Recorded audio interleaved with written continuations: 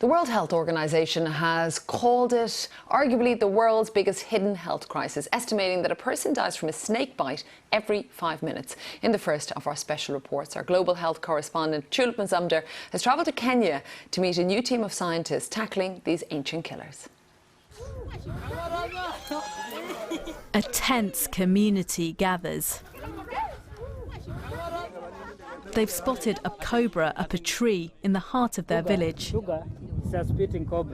Snake expert Geoffrey and his colleague from the UK, Nick, are in the area trying to catch snakes. It's been spitting venom for an hour. Slowly and carefully, they uncoil the creature. This is the most common cause of serious snakebite in Kitui County. I'm okay. Yep, releasing. Okay. And it's captured. The snake has been bagged up now. Geoffrey is now telling the community that they are safe for the moment from this snake. It's going to be taken away. But this was an enormous red spitting cobra, and I think this community will be very pleased that it is no longer in their backyard. It's been 4 years since a snake slithered into Marta's community. She was bitten as she worked on a farm, losing her leg and her livelihood. Now she is housebound, relying on her brother and his children to care for her. My body was completely swollen and turned black. I was told my leg would have to be amputated or I would die. I cannot work. I just sit here at home. Marta wasn't able to get to a hospital offering snakebite treatment in time. Her experience is a sadly common one, but it doesn't have to be this way. A pilot scheme is underway here, testing out new snakebite ambulances, which can get into difficult to access areas quickly. The biggest problem that leads to this loss of lives and loss of limbs is because of the distance and the duration taken from when the patient was bitten to when they got to hospital. So what we are trying to do with the ambulance is kill this time taken.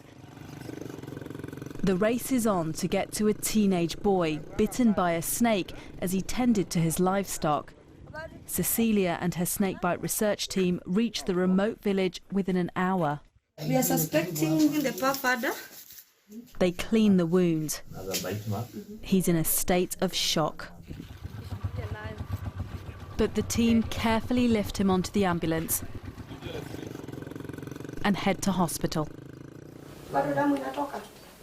A couple of days later, Cecilia visits the teenager. Doctors here have seen more than 40 snake bites so far this year. Around half of the victims were children.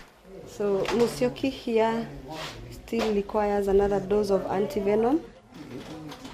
Unlike most hospitals in Kenya, this one does have a decent supply of antivenom, but there's a global shortage of these drugs which can cost hundreds of dollars. Musyoki's family don't know how they will pay. So this here is one of the fang marks. Musyoki has a long recovery ahead of him, but medics here have managed to save his leg, and he is expected to return to school.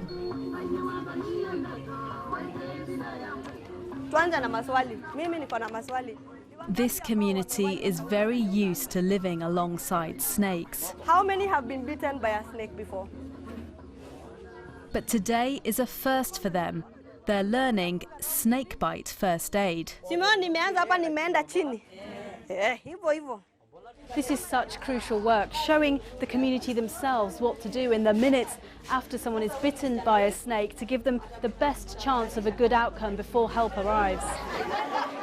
Communities like this one are lucky. They now have a dedicated team ready and waiting to help them.